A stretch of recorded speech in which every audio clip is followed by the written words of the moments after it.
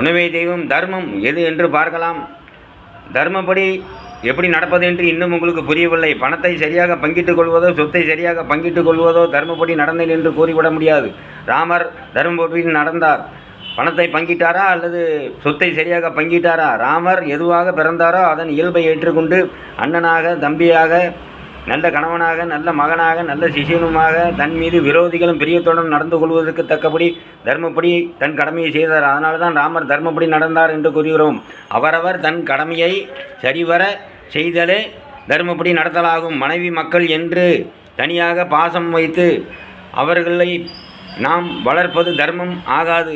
ராமர் தன் மனைவியையோ தன் பிள்ளைகளையோ வளர்க்கவில்லை, தர்மத்தை தான் வளர்த்தார். மனைவி மக்கள் என்று பொருள்கள் மேல் பொருள்கள் ஆசையை இருக்கக்கூடாது. நீங்கள் எப்படி தர்மப்படி வாழ்கிறீர்கள் என்று இறைவன் சோதனை செய்வதே இது. பொருள்கள் மேல் ஆசை வைக்கிறாரா, இறைவன் மேல் ஆசை வைக்கிறாரா என்பது பார்ப்பதுதான் இறைவனின் வேலை.